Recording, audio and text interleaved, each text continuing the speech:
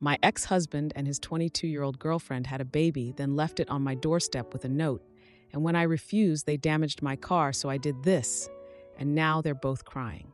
I, female, 38, have been divorced from my ex Brett, male 41, for almost 2 years after being married for 15 years. We have 2 teenagers together.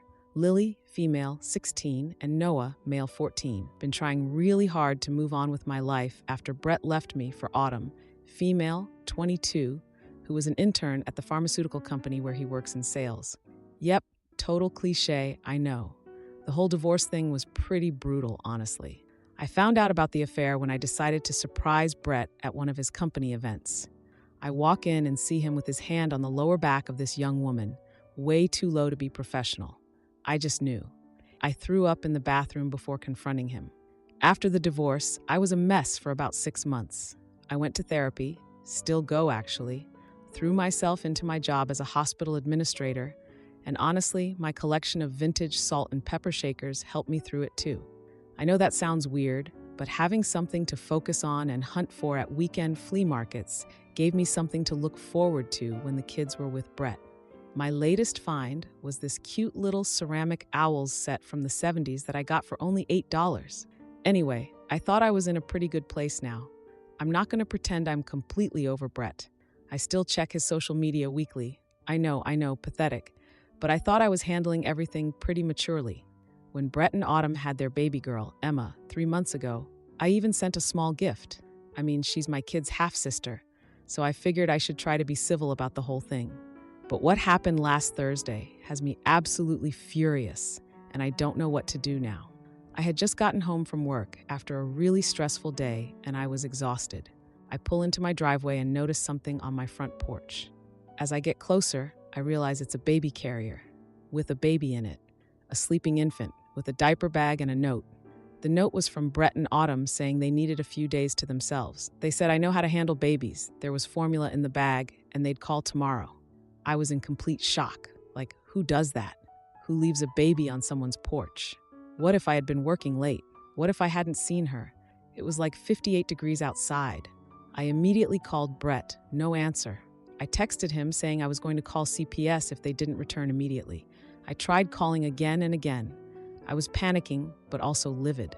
I think Brett still thinks I will do anything to help him, which is absolutely not true. After about 2 hours, Brett finally called me back.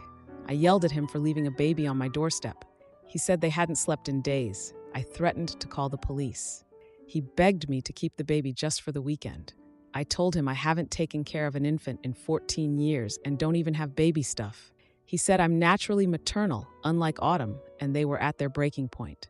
I stupidly agreed to keep Emma overnight, but only because I was worried about her, not because I was doing Brett any favors. I told him they needed to pick her up first thing in the morning. I mean, what else could I do? There was a baby involved. That night was awful. The diaper bag had like 2 diapers and a half-empty container of formula. I had to run to the store for supplies at 9 p.m. I could barely remember how to change diapers, and Emma cried for hours before finally falling asleep at like 3 a.m. I was so stressed, I completely forgot to call my mom for her birthday, which is our tradition, so that's another mess I have to deal with. She sent me this passive-aggressive text about it the next day, too. The next morning, Brett and Autumn show up looking very tired. Autumn was crying, and Brett got angry when I told them I wouldn't keep watching Emma. They asked me to take the baby on weekends, or even just Saturdays. I told them it's not my responsibility or my baby. Brett called me selfish. I reminded him that I raised our children while he worked, and now it's his turn to figure it out. He tried using the "She's Lily and Noah's sister" card, but I just handed over Emma and the supplies and told them to leave. As they drove away, Brett shouted that I'd regret this. I thought that was the end of it. But the next morning, I go outside to go to work, and my car is destroyed. All 4 tires slashed, driver's side mirror completely broken off, and selfish bitch keyed into the door. I literally just stood there with my coffee mug in my hand for like 5 minutes trying to process what I was seeing. I checked my security camera footage. Thank God I installed those after the divorce, when Brett kept accidentally showing up when I had friends over, and it clearly shows Brett at 2 a.m. damaging my car. His car was parked across the street, and you can see what looks like a car seat in the back. My neighbor actually texted me later saying she heard a baby crying in a parked car around that time. I'm in complete shock. I literally don't know what to do. I have the video evidence. Should I call the police? His company? A lawyer? All of the above. I'm worried about the baby being in the car while he was doing this. Is that something CPS would be concerned about? And how am I supposed to get to work tomorrow with no car? This is so messed up. I never thought Brett would do something like this. I mean, he's been a jerk before, but this is another level. Edit. A lot of people are asking why Brett and Autumn are so overwhelmed. I honestly don't know the full story. From what little Brett said, Autumn is struggling with the baby, and they haven't been sleeping. Brett mentioned something about Autumn's parents being no help, but I don't know details. Honestly, not my problem though. Yes, I have the vandalism completely on video. The camera is pointed right at my driveway, and you can clearly see Brett's face as he's keying my car. There's no doubt it's him. And yes, you can see his car across the street with what looks like the baby seat in it. To those asking about custody arrangements for the twins, we have 50-50 custody on paper, but Brett often cancels his weekends or sends the kids back early because of work commitments. I've never prevented him from seeing them, though. Several people have asked about Brett's behavior during our marriage. He was never physically violent, but he could be verbally cruel when angry. He was always the fun parent who undermined my rules and boundaries with the kids. And yes, he had at least one other affair that I know of before Autumn, but I forgave him that time. I know. I was stupid. Now for the first update. So a lot has happened since my last post. Like a lot. First of all, thank you to everyone who commented and messaged me. I honestly wasn't expecting so many responses, and I couldn't reply to everyone. But I read everything and really appreciated the advice and support. The morning after I posted Friday, I called the police and filed a report about my car. The officer who came out was actually really understanding when I showed him the security footage. He seemed shocked when I mentioned there was a baby in the car while Brett was doing this. I mean, who does that? The officer told me this could potentially be considered child endangerment on top of the property damage charges. I had to pay an Uber to get to work that day, which was super awkward because the driver kept asking questions about my destroyed car sitting in the driveway, and then another one to get home. I also had to cancel my weekend plans with the kids because we couldn't go anywhere without a car. Noah was actually really understanding, but Lily was upset because we were supposed to go shopping for her choir concert outfit. I feel like I'm constantly disappointing them because of their dad's bullshit. I called my insurance company, and they estimated the damage at $3,700. My deductible is $500, which I had been saving for a weekend trip with the kids to this indoor water park they've been begging to visit. So there goes that plan. Just another thing for them to be disappointed about. The police called me back later that day saying they were going to bring Brett in for questioning. I also called my lawyer Grace, who handled my divorce, and she advised me to document everything and said we should file for an emergency restraining order based on the vandalism and threatening behavior. She also suggested I install more security cameras around the house, which I did on Saturday morning. Anyway, I got a call Saturday afternoon that Brett had been arrested for criminal mischief and property damage. I'm not gonna lie, I felt satisfaction but also worried. Like, this is the father of my children, and it's come to this. Then on Sunday morning, I was still in my pajamas, hadn't even had coffee yet. Brett's parents showed up at my door. They were super apologetic and clearly embarrassed about what Brett did. They offered to pay for all the car repairs and kept saying they raised him better than this. They asked about what happened with the baby and seemed shocked that Brett and Autumn had just left her on my porch.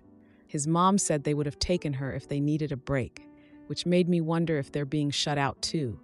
I didn't really say much because honestly, I think they were just trying to buy my silence or get me to drop the charges. They've always enabled Brett's behavior. During our marriage, whenever he'd do something awful, they'd show up with gifts or offers to help, but never actually hold him accountable. So yeah, thanks for the offer, but no thanks. I'll let insurance and the courts handle this. Sunday afternoon, my phone blows up with calls from Autumn. I ignored the first few, but she kept calling and calling, so I finally answered. She was hysterical, crying so hard I could barely understand her. She told me she's completely overwhelmed with the baby. Brett isn't helping enough, She hasn't slept in days, and her parents live too far away to help. I honestly think she was just trying to manipulate me into feeling sorry for them, so I dropped the charges. I just told her this isn't my problem and hung up. She kept texting after that, but I ignored it. The twins came home from my parents' place Sunday evening, and I had to explain why I had a rental car. Noah immediately got furious and said he's never speaking to Dad again, while Lily got really quiet and then asked if baby Emma was okay. It broke my heart that she was worried about her half-sister. I tried to reassure her that Emma was fine, but honestly, I have no idea. I know I told everyone I wanted to keep the kids out of adult problems, but they're teenagers, and they were going to find out about their dad's arrest anyway. So I filled them in on most of what happened. Things got even worse after Brett was released on bail Monday morning. He immediately texted me saying, "Hope you're happy now." I didn't respond, but took screenshots for Grace. Then around 2 a.m. Tuesday morning, he called 3 times in a row. I blocked his number after that, but then he created a new email address to contact me, sending long, rambling messages about how I'm ruining his life and how Autumn is falling apart without his income. I forwarded everything to Grace. The next day, Lily came home from school and told me that Dad told her to tell me that I ruined his life and I'm going to regret this. I was livid. Using our daughter as a messenger? Are you kidding me? I documented this in the incident journal Grace told me to keep. Then Wednesday night, Brett drove by my house really slowly, honking the horn as he passed. I immediately called the police to report the restraining order violation, but by the time they arrived, he was gone. They told me to call immediately if he showed up again. But the absolute worst part. Yesterday, Autumn showed up at the hospital where I work. She came right into the lobby during my lunch break and started screaming about how I'm trying to destroy her family and take away their livelihood. Security had to escort her out while everyone watched. One of my coworkers, Charlie, saw the whole thing, and now I'm completely mortified. After the hospital incident, I'd had enough. I met with Grace and we compiled what she called a comprehensive evidence package, including the security footage, all text messages and emails, phone records showing the middle-of-the-night calls, police reports, restraining order documentation, witness statements from my neighbors about the car incident, documentation of Autumn's workplace outburst. And we sent this package to 1. Brett's employer, with a formal complaint about his behavior as a representative of their company. 2. Autumn's parents, who apparently didn't know the full situation. 3. Their landlord, because Brett's behavior violated lease terms. 4. Filed for full enforcement of our divorce agreement with penalties for his violations. 5. Initiated legal action for damage compensation and emotional distress. The results were immediate. Brett was fired from his pharmaceutical sales job yesterday afternoon. Autumn's parents apparently drove up immediately and insisted she move home with the baby. Their landlord issued an eviction notice for property damage and disturbances. Court date is set for next week for the restraining order violation. I've been getting desperate calls and texts from both Brett and Autumn from new numbers, but I'm not responding to any of it. They made their bed, now they can lie in it. Part of me feels like maybe I went too far. I mean, especially considering there's an innocent baby involved in all this. My brother Kevin called last night and told me I should feel guilty about potentially making a baby homeless. We got into a huge fight about it, and now we're not speaking either. But what was I supposed to do? Just let Brett terrorize me. Let him vandalize my property and threaten me without consequences. I don't know. I'm exhausted and just want this nightmare to be over. At least my car is getting fixed next week. Insurance is covering it minus my deductible. I'm still going to pursue Brett for the $500 deductible, though. Edit. Several people have asked if CPS is involved.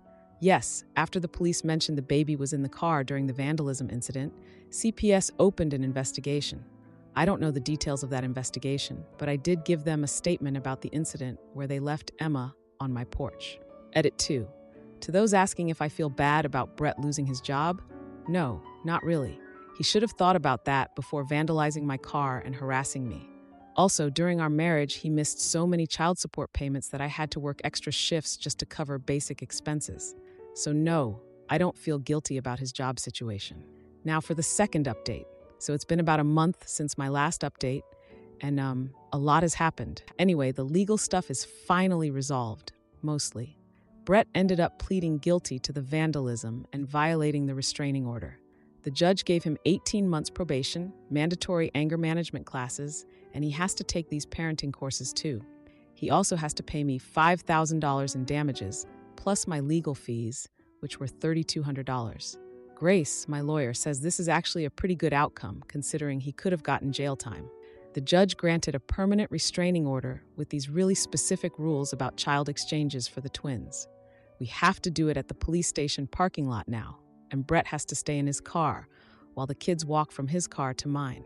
It's sad that it had to come to this, but honestly, it's the only way I feel safe. As for the family situation, Autumn moved back with her parents in this town like 45 minutes away.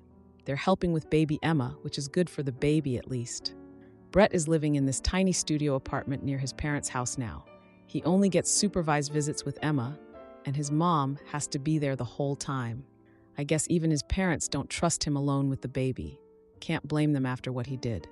I found out something that actually made me feel kind of bad. Apparently, Autumn was diagnosed with postpartum depression and is getting treatment now.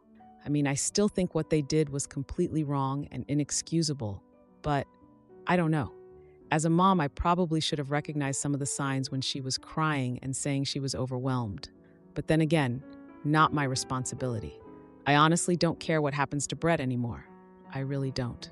But I heard from the twins that he's been attending all his required classes and therapy sessions, which is good, I guess, for the kids' sake at least. Oh, and I didn't mention this before, but Brett also lost his license for 6 months after getting a DUI the night they got evicted. Just another consequence of his stupid choices. Honestly, I wasn't even surprised. My own dad struggled with alcohol after my parents divorced when I was a teenager, which I guess makes me feel this weird twinge of empathy that I don't want to feel. Brett made his bed, period. The weird thing is that both Brett and Autumn seem to be showing what looks like actual remorse. Brett sent me this long apology letter that arrived with his first on-time child support payment in literally over a year. And yes, I documented and photocopied everything for my records in case this is just another manipulation tactic. So where things stand now, my car got fully repaired. Brett's parents ended up paying for it. I decided not to pursue an additional civil lawsuit after seeing some actual changes in their behavior. I set up this limited communication thing where Brett's parents are the go-between for anything about the twins. I agreed to let the twins have a relationship with their half-sister as long as it happens at Brett's parents' house with supervision. The kids seem really into seeing their baby sister, which I think is mostly because they miss their dad, and this gives them an excuse to see him more. I don't know, I'm trying not to overthink it. Some pretty unexpected stuff has happened too. Like Lily and Noah have developed this super strong bond with baby Emma. They're always showing me pictures they took with her during their weekend visits to their grandparents. And Autumn sent me this handwritten apology letter that actually seemed sincere. She acknowledged how immature and stupid their decisions were. Brett has written child support checks on time for 3 months in a row now, which is literally a first. And somehow I've ended up giving parenting advice to Autumn through Brett's mom. Like his mom will text me, Autumn is wondering what to do about Emma's diaper rash, and I'll send back advice. So weird how life turns out sometimes. But the most weird moment happened last week at Lily's school music concert. I got there early to get a good seat. Lily had a solo part and had no idea Brett's parents would be there. Then I noticed Brett and Autumn quietly coming in with baby Emma in this fancy stroller, sitting all the way across the auditorium. I got really nervous, but tried to focus on the performance because this was Lily's night, not about our issues. After the concert, I was congratulating Lily in the lobby when I saw Brett and Autumn walking over with Emma in the stroller. I gave them like a small nod, but kept my distance, restraining order and all. Lily hugged her dad and then introduced her music teacher to everyone, including me, Brett, Autumn, the baby, everyone. The teacher said something like, "It's wonderful to see the whole family supporting Lily," which made me want to die inside, but I just smiled and nodded. Brett looked at me and I swear he had tears in his eyes. Autumn was definitely crying and she mouthed "thank you" to me, which was a lot.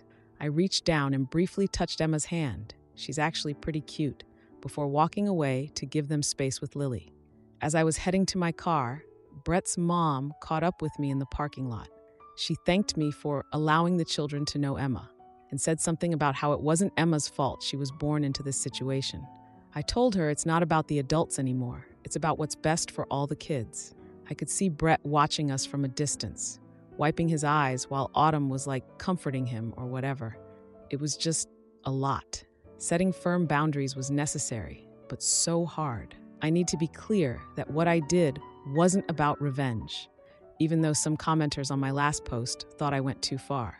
It was about protecting myself and showing my kids that it's not okay to let people treat you that way. Brett and Autumn both looked healthier at the school thing, but they were crying when they saw me, which was weird and uncomfortable. I accept their apology, I guess, but I'm keeping my distance. I hope for Emma's sake they've gotten their shit together as parents, but I'm not totally convinced Brett has changed that much. People don't change overnight. I'm fully healed from the marriage now, at least I think I am, but sometimes I still dream about our early years together before everything went to hell. My therapist says that's normal, but it's still annoying. I guess sometimes tough consequences are the only way people grow up. I didn't want to be the one to deliver those consequences, but I'm not sorry I did it. My therapist actually suggested I might be ready to start dating again, but honestly, I'm not sure I want to risk getting hurt again. Maybe I'm better off just focusing on myself and the kids for now. Edit. A lot of you are asking if Brett's DUI affected his custody of the twins. Yes, temporarily. The judge reduced his visitation to supervised only for the first 3 months of his probation. He just got approved to go back to normal custody weekends, but he still can't drive them anywhere himself because of the license suspension. His mom has been driving him to and from exchanges. Edit 2. For those asking about my job after Autumn's outburst at the hospital, thankfully my boss was super understanding. I showed her the restraining order and police reports, and security has a photo of both Brett and Autumn now. My coworker Charlie has been really nice about it too. Edit 3. Several people asked if I'm still checking Brett's social media. I finally blocked him on everything after the car incident. His mom occasionally sends me pictures of the twins with Emma if they do something cute, which I'm okay with.